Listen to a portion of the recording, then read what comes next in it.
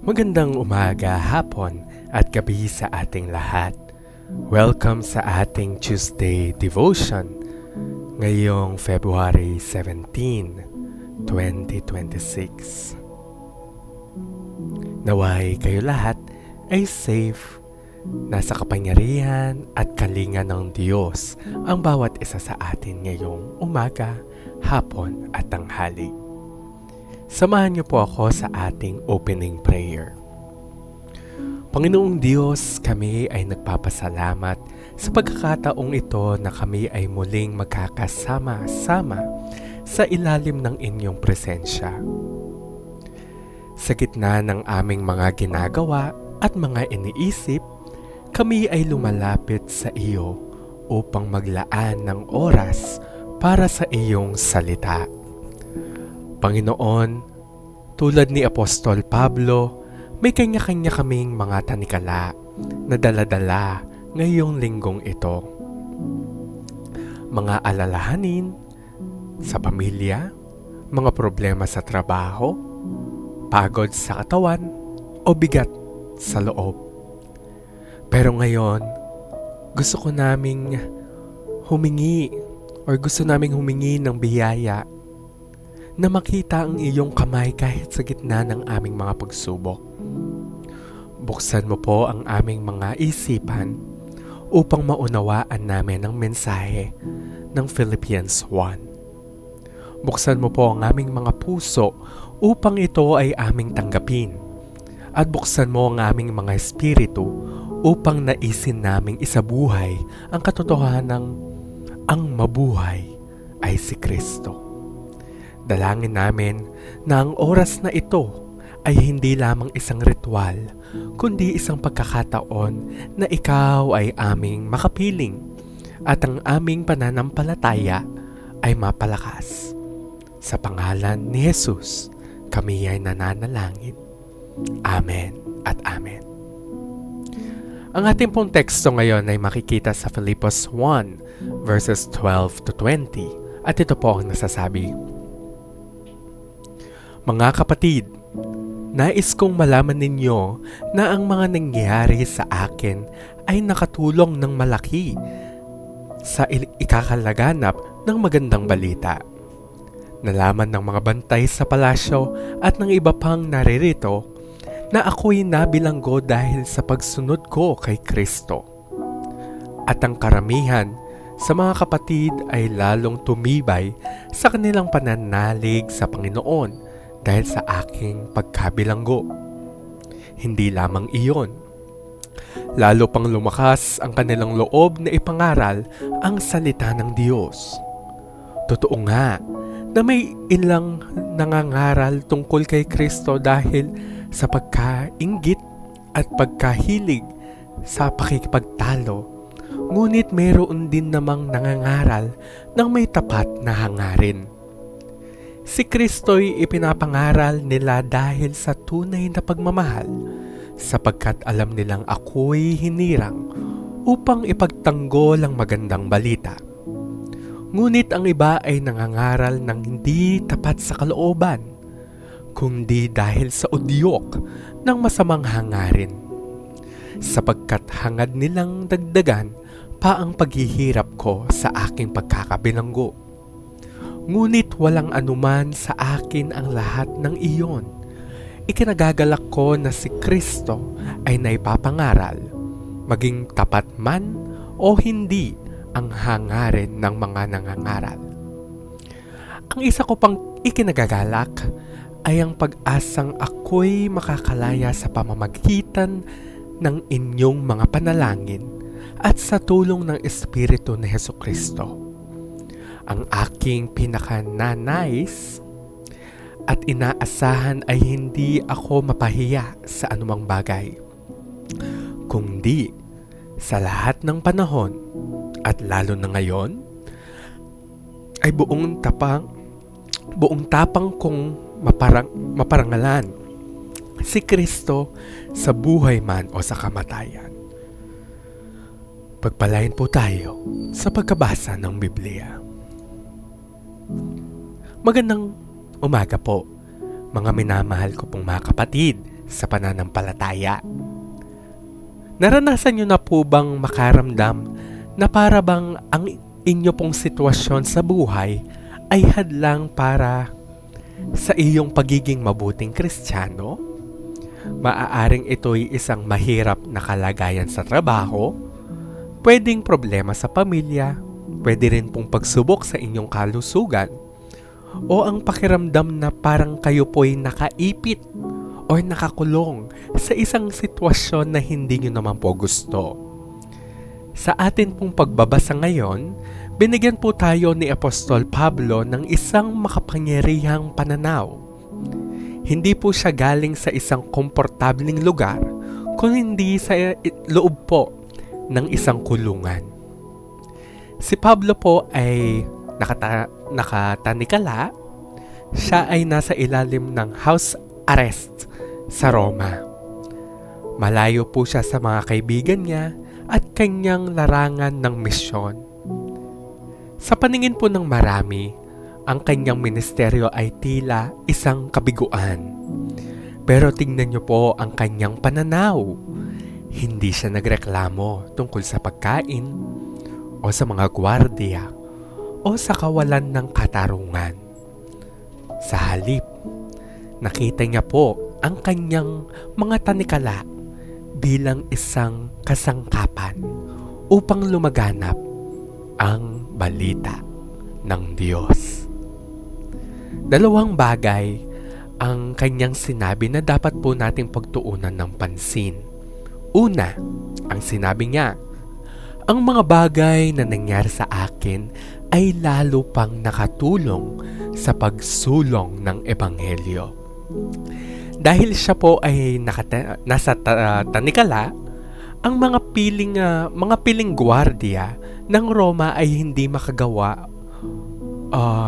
Wala silang magawa kundi makinig sa kanya. Ayun po ay ang mensahe ni Kristo.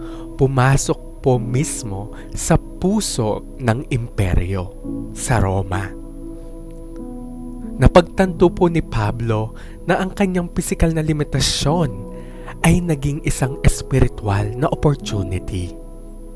And yung pangalawa, para sa akin, ang mabuhay ay si Kristo at ang mamatay ay pakinabang. Ito po ang sikreto ng kanyang kagalakan. Bakit? Kahit marami na siyang pinagdaanan o nasa bilangguan siya, nagagalak pa rin siya. Ang buong pagkatao, layunin at dahilan po ni Pablo para mabuhay ay nakapaloob na kay Kristo. Ano nga po ba ang ibig sabihin para sa atin bilang mga miyembro ng simbahan? Na sabihin natin na ang mabuhay ay si Kristo. Ang ating pong mga layunin ay mas malaki kaysa sa ating mga problema. Tulad po ni Pablo, maaaring tayo'y humarap sa ating sariling tanikala. Maaari ito'y hirap sa pera, masalimuot na relasyon sa pamilya, o ito rin pwede ang pagod mula sa trabaho o pag-aaral. Kapag ang ating layunin ay makilala si Kristo at ipakilala siya, ang mga tanikalang ito ay hindi nagiging dahilan upang tayo'y tumigil. Sila ay nagiging natatanging plataporma upang tayo ay magningning.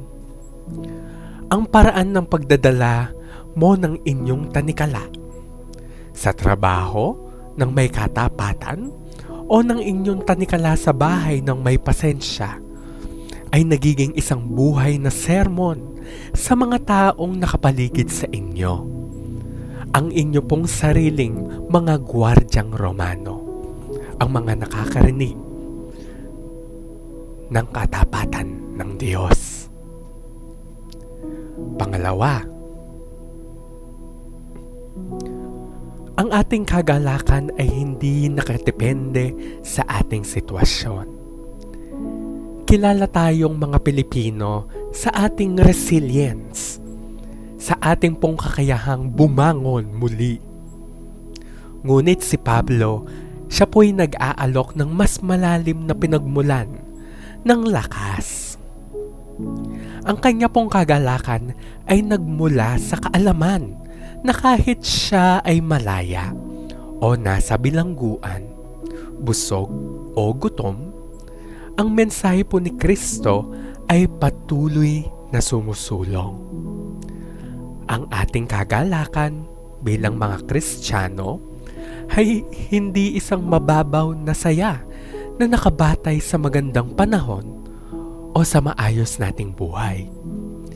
Ito ay isang malalim na kumpiyansa na ang Diyos ay gumagawa kahit sa mga gitna ng ating mga pagsubok.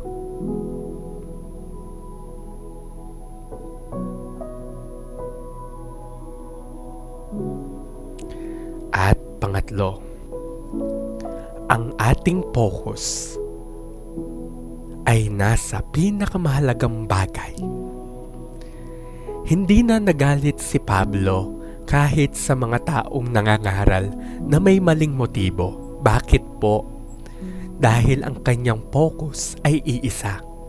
Si Kristo ay ipinapahayag. Sa ating simbahan, minsan tayo po ay nadadala sa maliliit na hindi pagkakasundo o personal na kagustuhan.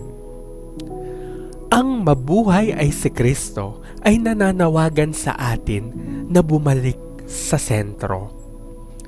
Ipinapaalala po nito sa atin na ang layunin ay hindi ang ating sariling kaginhawaan o pagkilala, kundi si Jesus ay parangalan, maging sa ating malalaking tagumpay o sa ating pang-araw-araw na gawain. Sa linggo pong ito, hamunin natin ang ating mga sarili na isabuhay ang mga katotohanan ito. Una, tukuyin natin ang ating pong mga tanikala. Ano nga ba ang mga sitwasyon na kinaiinisan nyo po ngayon? Ito ba'y isang katrabahong nakakairita? Ito po ba'y mahabang pila sa biyahe? Isa po bang alalahanin sa kalusugan? Problema sa pamilya? Or doubt sa sarili at sa iba? Sa linggong ito po, sa halip na itiisin lang natin po yung mga ito, tanungin po natin ang Diyos. Panginoon, paano mo gagamitin ang sitwasyong ito upang maipakita ang inyong pagmamahal sa pamamagitan ko? Paano ito magiging aking plataforma? Pangalawa, maging matapang po tayo sa maliliit na bagay. Ang mga gwardya po ni Pablo ay hindi makaiwas sa kanyang patotoo. Sino ang mga gwardya sa inyo pong mga buhay? Ang mga taong nakakasalamuha mo araw-araw, pwedeng mga tindera sa sari-sari store, mga driver ng jeep, kaklase o katrabaho, ka-churchmate. Ang iyong consistent, mabait at matapat na karakter ay isang makapangyarihang patotoo. Huwag niyo pong maliitin ang epekto ng inyong araw-araw na maliit na katapatan. At pangatlo, baguhin niyo po ang sentro ng inyong pagkatao. Kapag may nagtatanong po sa inyo na, sino ka ba? Ang una niyo pong isipin ay ang iyong trabaho. Ako'y isang guro. Ang iyong papel. Ako'y isang ina, isang magulang, o ang iyong problema. Ako ay may sakit. Ako ay may problema. Ang pagkakakilanlan ni Pablo ay iisa. Sabi dito, ako ay isang tao na ang mabuhay ay si Kristo. Hayaan niyo pong ito ang inyong pangunahing pagkakakilanlan ngayong linggo.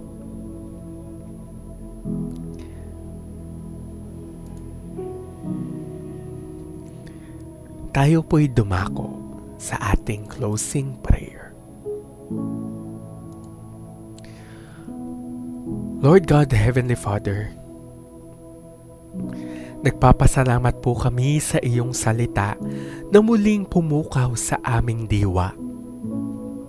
Salamat po sa paalala na kahit kami ay nakakulong sa aming mga sitwasyon, sa hirap ng buhay, sa dami ng problema, o sa simpleng pang-araw-araw na gawain, kami ay maaaring maging malaya at makabuluhan dahil ang aming buhay ay na kay Kristo. Panginoon, hindi po namin nais na ang devosyong ito ay manatili lamang sa aming pandinig. Nais din po namin ito ay bumaba sa aming puso at kumilos sa aming mga kamay. Sa pag-alis po namin sa devotion na ito, naway dalhin namin ang diwa ni Pablo.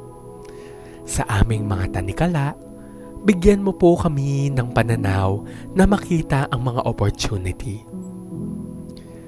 Sa aming pong mga pakikipagkapwa, bigyan niyo po kami ng katapangan na maging saksi sa pamamagitan ng aming mabuting asal. Sa amin pong pagkatao, naway si Kristo ang aming maging sentro at pagkakakilanlan. Gabayan niyo po kami sa mga susunod naming hakbang. Sa tuwing kami ay matutuksong magreklamo, ipailala niyo po sa amin na ang aming buhay ay mas may malaking layunin, ang inyong karangalan. Ito po'y pinapanalangin namin sa makapangyarihan mong pangalan. Amen.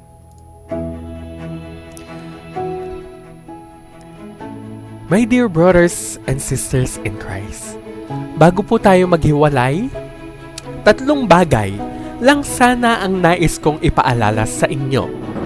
Una, huwag niyo pong hayaan na hadlang ang iyong problema para ikaw ay sumuko. Tulad ni Pablo, gamitin ang Diyos or gamitin ka ng Diyos. Ang iyong tanikalag ay gamitin niya din para maging ilaw po kayo sa iba. Pangalawa, hindi mo kailangan maging perpekto. Kailangan mo lang ipakita si Jesus sa iyong pang-araw-araw na buhay, sa iyong pagtitiis, pagmamahal at katapatan. At panghuli, tandaan niyo po, ang mabuhay ay si Kristo. Kahit anong mangyari, panalo ka dahil si Jesus ang dahilan ng iyong buhay. Kaya sige po, mga kapatid, magpatuloy tayo sa biyaya ng Diyos. Pagpalain po kayo ng Panginoon. Always, have hope, have faith, and check your heart. Maraming salamat po.